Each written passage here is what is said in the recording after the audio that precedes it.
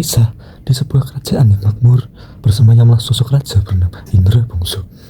Sang raja dianugerahi dua putra kembar yang rupawan, berhati mulia dan gagah perkasa.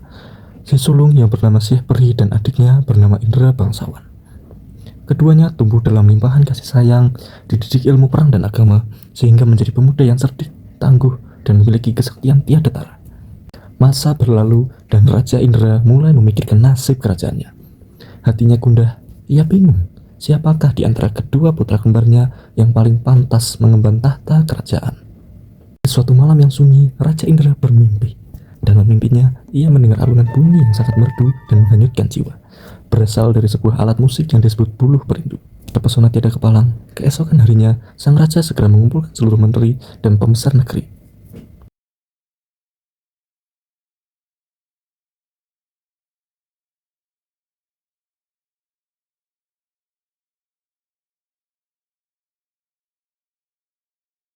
Titah raja ini pun menjadi sayembara. Syekh Peri dan Indra Bangsawan segera menyambut tantangan sang ayah dengan hati yang membara. Dengan bekal doa dan restu, keduanya berpamitan lalu berangkat menuju belantara raya mencari buluh perindu nan misterius. Perjalanan kedua pangeran itu tidaklah mudah. Baru beberapa hari mereka meninggalkan istana, badai besar melanda, memisahkan Syekh Peri dan Indra Bangsawan. Syekh Peri terdampar di sebuah taman yang indah nan sunyi. Di sana, ia menemukan sebuah gendang yang tergeletak. Karena penasaran, Syekh Peri mencoba memukul gendang tersebut. Tiba dari dalam gendang muncullah seorang putri yang cantik jelita. Dialah Putri Ratnasari. Tuanku pangeran yang gagah, hamba adalah Putri Ratnasari. Hamba diculik oleh Garuda raksasa dan disembunyikan dalam gendang ini. Hamba berutang nyawa kepada tuanku. Syekh Peri yang berhati tulus tergerak oleh kisah dari sang putri. Setelah berhasil menyelamatkan si putri, Syekh Peri menikahi Putri Ratnasari dan menjadikannya permaisuri. Walaupun belum berhasil menemukan buluh perindu, Syekh Peri telah menemukan permata hatinya. Kemudian mereka menetap di sebuah tempat menunggu kabar dari adiknya. Sementara itu, Indra Bangsawan tersesat jauh ke dalam hutan belantara, hingga ia jatuh ke dalam sebuah gua gelap gulita. Gua itu ternyata berpenghuni seekor raksasa, yaitu raksasa burung Garuda. Raksasa itu segera menyerang Indra.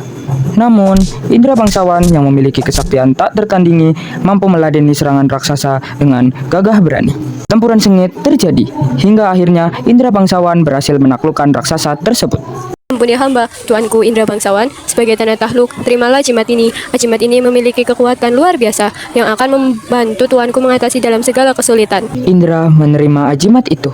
Ia melanjutkan perjalanannya dan dalam takdir yang telah digariskan, ia memenangkan sebuah sayembara di negeri lain. Namun, malang pun tak dapat ditolak.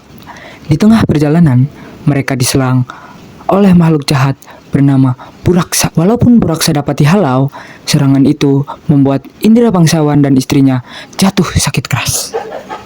Kabar sakitnya Indra sampai ke telinga Syekh Peri. Hatiku sedang dalam bahaya, meskipun kami terpisah, ikatan darah ini tak bisa putus. Syekh Peri pun segera menyusul adiknya. Dengan pertolongan dan pengobatan yang baik, Syekh Peri pun berhasil membawa pulang Indra Bangsawan dan istrinya, lalu mengobati mereka hingga sembuh seperti sedia kala. Indra Bangsawan kemudian menghadap sang raja dan menyerahkan buluh perindu sebagai bukti kemenangannya.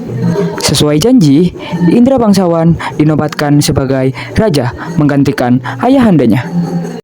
Setelah dinobatkan, Indra Bangsawan tidak lupa akan jasa Syekh Peri, saudara kembarnya yang telah menyelamatkan nyawanya.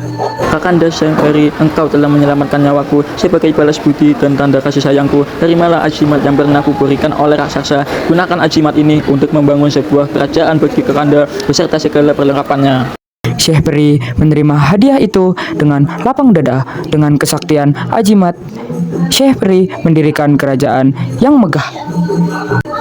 Sejak saat itu, kedua saudara kembar tersebut yang kini menjadi raja di negeri masing-masing hidup damai, saling berkunjung, dan membantu dalam segala hal. Kerajaan mereka pun makmur sentosa, kekal abadi berkat kasih sayang dan kesetiaan di antara dua pangeran kembar yang gagah berani.